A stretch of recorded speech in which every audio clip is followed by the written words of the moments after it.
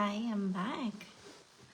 Yesterday was a little emotional, so yeah, today I'm better and I am back.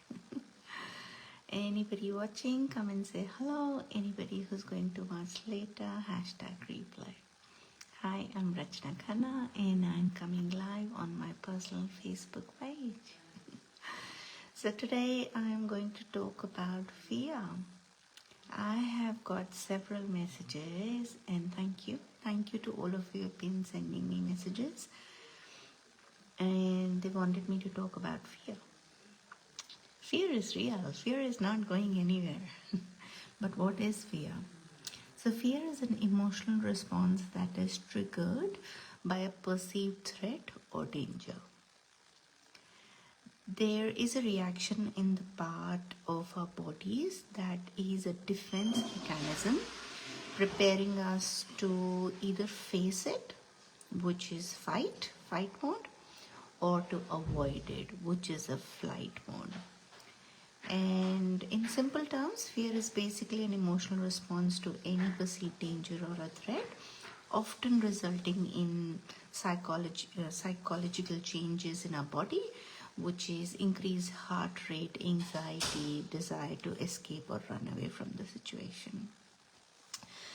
So Mark Twain said, courage is resistance to fear, mastery of fear, not absence of fear. So as I said, fear is not going anywhere. Fear is there.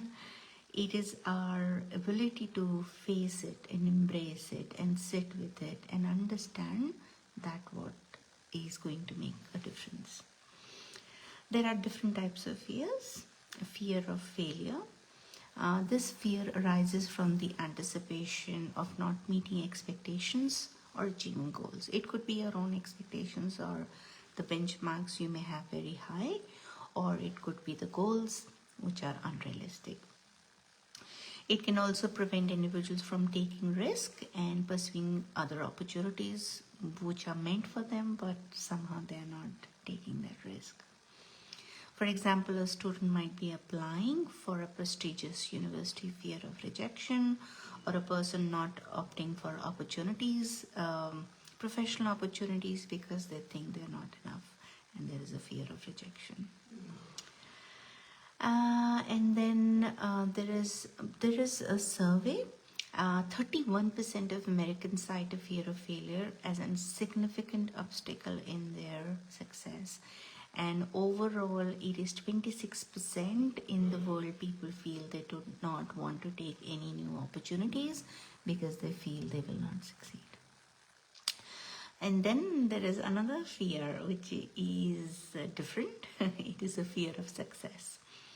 The fear is connected to the potential changes and responsibilities that success may bring. Because that happens, the higher you go, the responsibilities begin to start, which is even higher. I don't remember Spider-Man, if you have the bigger role, you have the bigger responsibilities. So make sure that you are showing up for what you have been given a job and you're responsibly doing it. But people fear of that, and that's why they may not be going ahead with those set of responsibilities.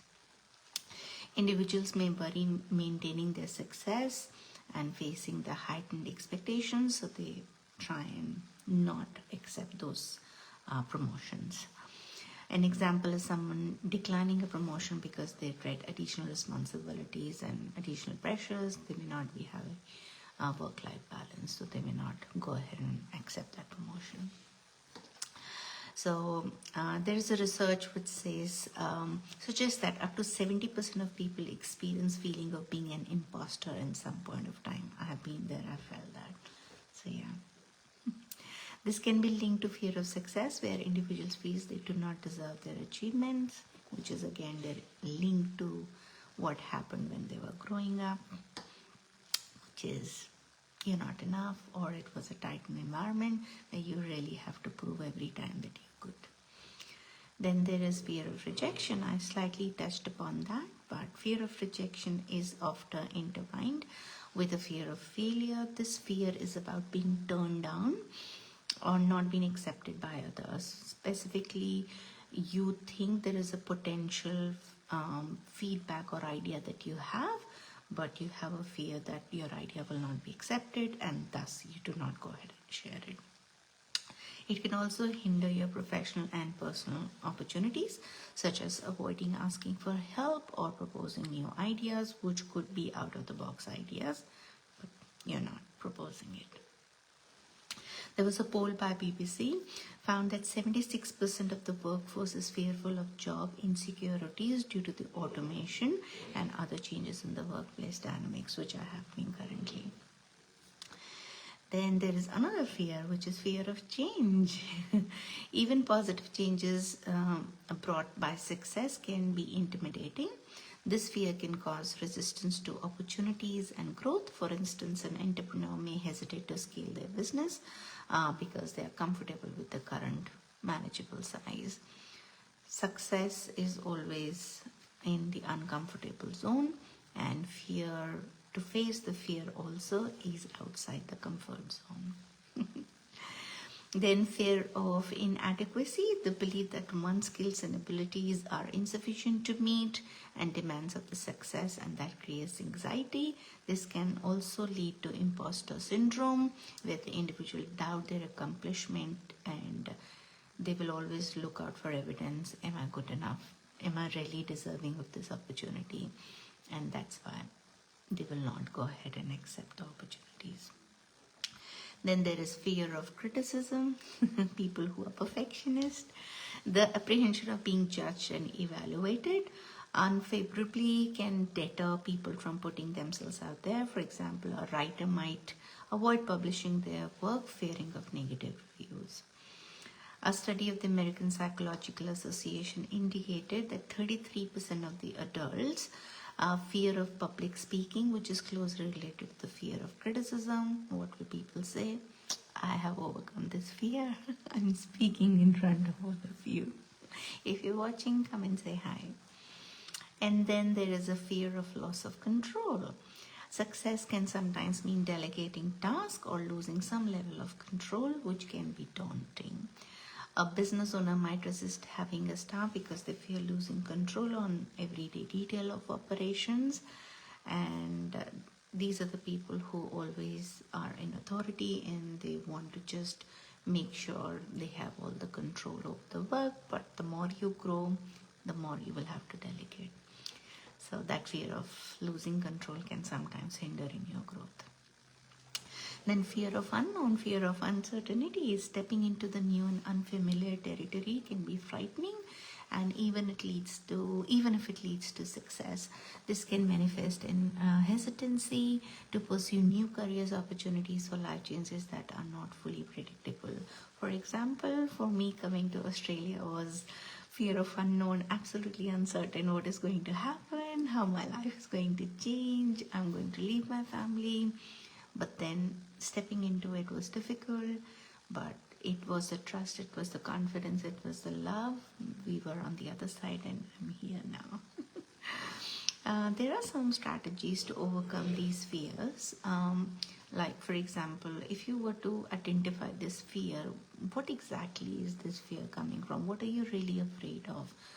What is the reason behind it? Is there something that you need to know? Maybe it's not fear, it is something else. So writing will definitely help.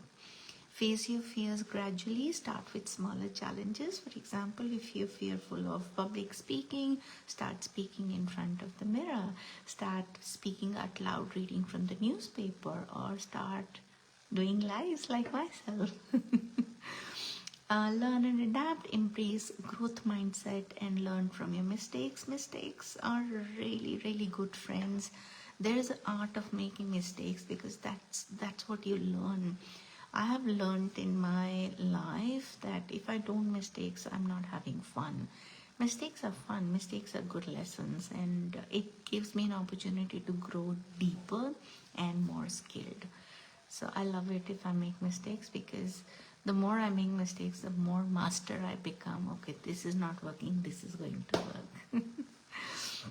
And then embrace uncertainty. Accept that change is a natural part of life. life is never going to be certain. There is always something which is going to come up, and you just have to be present to it and accept it. It's not one day job, but with practice you can do it.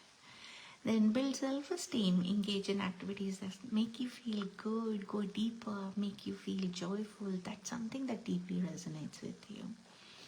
And of course, mindfulness and meditation are my best friends. Helps in grounding yourself, and it does reduces your anxiety to fear and anything which is you may think is out of control. And then, of course, your support networks, your cheerleaders, your champions, your people, your family, your friends.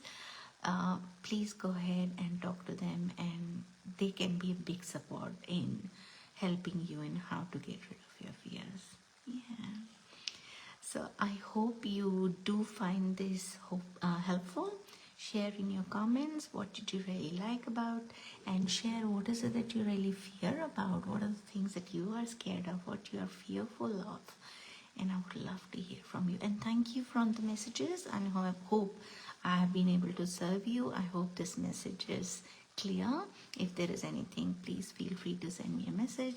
I would love to work on it. Thank you so much for watching. Have a lovely night, morning, evening, wherever you are in this world. Ciao. Thank you.